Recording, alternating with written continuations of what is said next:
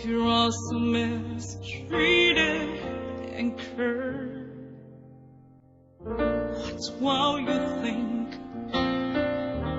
What will you do? You feel hopeless and depressed. If there comes a day when you like me, if you're misunderstood and bullied,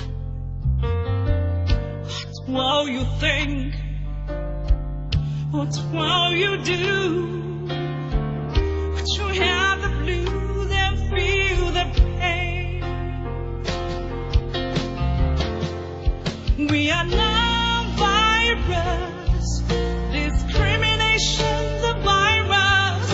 We are only parents and children.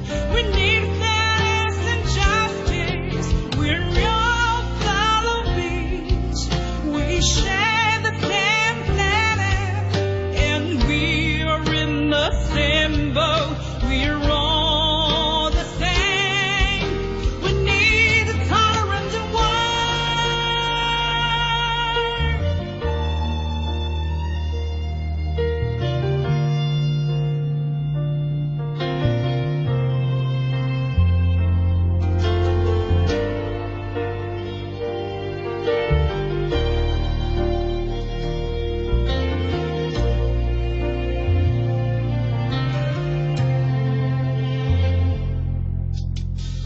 If there comes a day when you like me, if you're misunderstood and bullied, what will you think? What will you do? Will you have the blues and feel the pain? We are now virus. Discrimination's a virus. We are only parents and children. We need fairness and justice. We're all fellow beings. We share the same planet, and we are in the same boat. We're all the same. We need a tolerant world.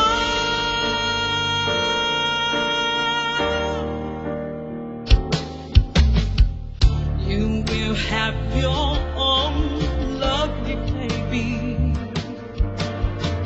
You also have your own lovely parents. You also have your own sweet family. What will you choose to do when they're suffering? We are now virus.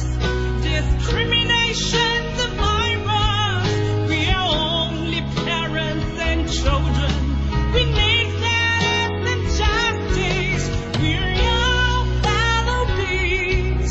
We share the same planet, and we're in the same boat.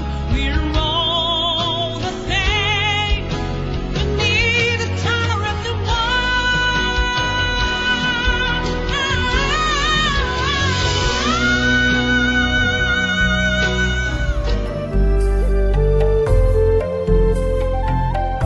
About 19 million Asians living here in the United States, and they've been dubbed the model minority. What this essentially means is that people here in the United States see Asians as a good minority. They are overly educated, they go to school, they study, they have strong family bonds, and they make decent money and have good jobs. But what it really means is that in spite of the racism or any of the abuse that they suffer while they're here, they don't say anything. They stay really quiet and to themselves.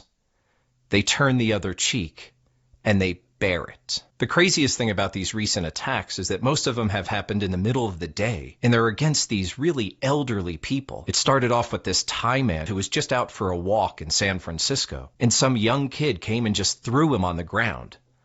And he died. He eventually died from his injuries. There was another guy in Brooklyn who threw a Chinese woman to the ground, and she was 68 years old or something. And I've been looking in the news, and there are just more and more. There's a bunch of them. I can't even list them all here. And a lot of them are also on video, and it's so disturbing to see. I can't even show you. So why is this happening? And why is it growing so intense at this moment? Well, we just spent the past 5 years with our leader, our former leader, who is such a xenophobe, using hateful rhetoric and abusive words and language every single day against certain people. And his followers listen to everything he says, and they take it quite literally. So he's created this incredibly divisive moment where there's so much anger and there's so much hatred here. And it flows from the top down. So people are listening and responding to his rhetoric. Secondly, because we didn't handle the pandemic properly, as of today, we just surpassed 500,000 deaths here in the United States. Deaths. So people are still at home. They don't have work. They don't have jobs. Nobody can go out. We're still under this lockdown, and people are starting to go crazy. And the easiest thing to do, like we heard from the former president, is to blame it on other people. So the Asian people living in this country have become the perfect scapegoat. So what is the United States doing to combat this problem? First of all, more and more people are talking about it. Movie stars, it's in the news. So it's become more of a dialogue going on in the country. So how can people help fight these hate crimes? So there are a few big ways people can help. I mean, number one is if you see a hate crime or harassment or discrimination, report it. Because if authorities don't hear about hate crimes, they won't do anything about it. But if you have a mountain of evidence, it's impossible to ignore what's happening. Police forces, especially in New York and in San Francisco, have set up special task forces. And they're walking around in the Asian communities, obviously in the Chinatowns, and they're keeping an eye on people and trying to keep people more safe. Leading the department's new Anti-Asian Hate Crimes Task Force, introduced today by Chief of Detectives Rodney Harrison.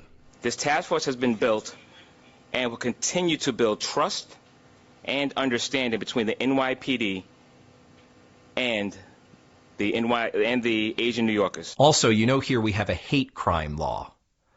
If somebody commits a crime out of bias and prejudice and racism, they get stiffer penalties when it comes for them to be judged for what they've done. And lastly, and probably most importantly, the Asian community is starting to stand up for their rights. They're starting to speak out and fight back.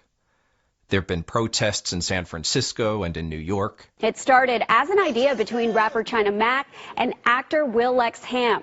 The first marches were held in New York City after an 89-year-old grandmother was slapped in the face and set on fire in Brooklyn in July. So people are starting to band together and try to work together to see if we can make this problem go away. It was difficult to find information as to what's happening to the people who've committed these crimes.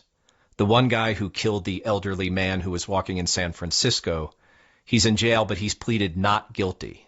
He said he didn't try to kill the man, he just wanted to push him down.